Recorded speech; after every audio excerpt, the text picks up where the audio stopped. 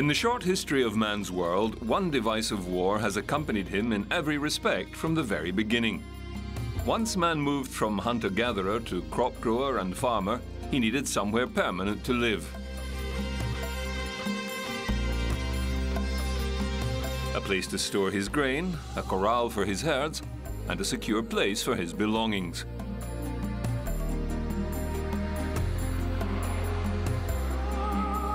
From that moment on, he required some way to protect his property, a form of fortification. From the beginning of civilization, forts, barricades, and battlements were an intrinsic part of the world. Some of the oldest defensive structures still remaining date back to the empires of Assyria, Egypt, and Greece.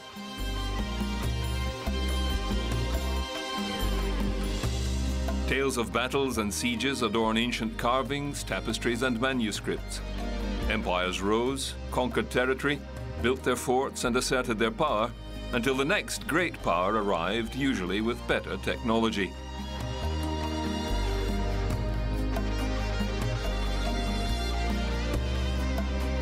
Some empires lasted 1,000 years, others a few short hundred, like the Persians, who ruled the largest empire in the Near East at the height of its wealth, sophistication, and glory.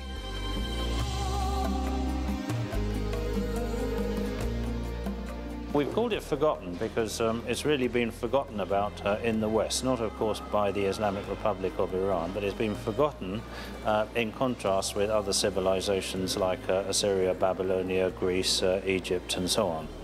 And it was a huge empire, lasted for 200 years, and it really ought to be much better known than it actually is.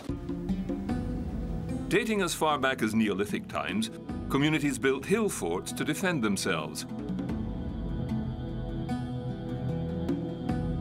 Maintaining high ground was an advantage. They built palisades of sharpened timbers as barriers, and beyond them, ditches to hamper any assault. These are still evident today. The Scottish broch dates back to the Iron Age, 1 century BC. Once the expansion of the Roman Empire reached England, indigenous peoples were forced north and west to the highlands and mountainous regions. The Romans, unable to defeat these tribes of Picts and Welsh, drew the dividing line of their empire literally by constructing fortifications like Hadrian's Wall. Of course, the Chinese Qin Empire had the same idea, but on a much grander scale. The Romans were astute fort builders, often utilizing the foundations or blockwork of earlier builders, continuing and elaborating on their work. This was partly because the placement of forts and castles to defend territory or overlook terrain had well been understood. The placement of forts often depended on the terrain, high ground, rocky outcrops, commanding positions. Defensively, forts and castles were places of refuge and needed to be large enough to accommodate many. But as offensive bastions constructed in enemy territory to influence and control regions, they became the centers of power. Regional rulers would make them their place of abode, and the castle was born.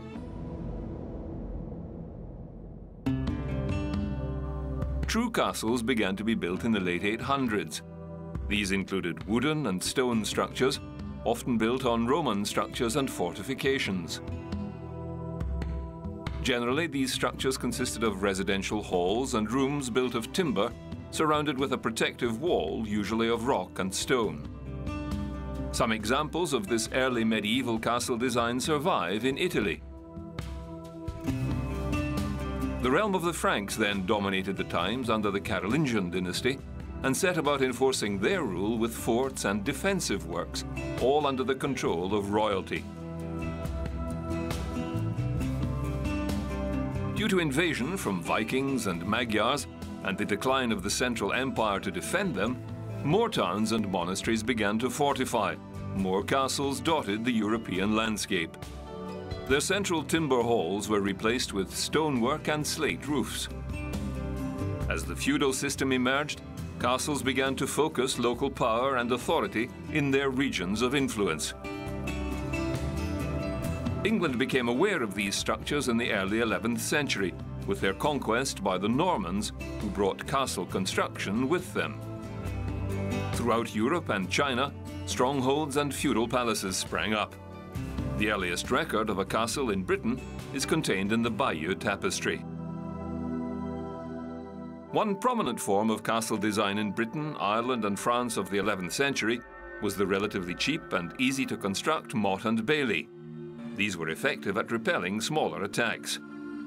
Basically, a mound of earth taken from a ditch forms a small hill, where a keep is constructed either of wood or later of stone. A wall surrounds the keep from within the ditch's realm. The bailey is an enclosed courtyard, usually surrounded with a palisade or wooden fence and overlooked by the motte. Castles could have more than one bailey. The bailey would often contain a hall and living quarters for servants or farmers, and stables. It would also be connected to the motte with a drawbridge.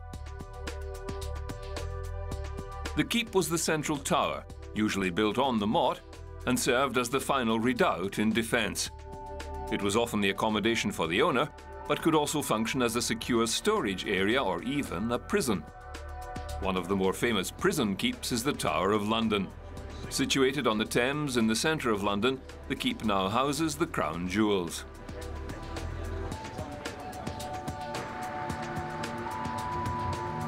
Some early castles were simple towers surrounded by a wall, the enclosed court area or bailey delineated by the enceinte or interior walls. It was often topped with a walkway around the outer wall for defence. The weakest point of any castle was the main gate. This was remedied with a gatehouse and some form of removable or drawbridge, doors and portcullis. Sophisticated gatehouse designs enable a defender to trap an enemy within the gatehouse and attack them with arrow and spear from slits in the walls called murder holes.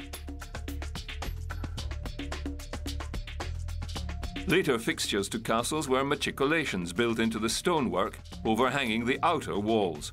Hot liquids or stones could be dropped on an enemy. The most familiar castle design element is the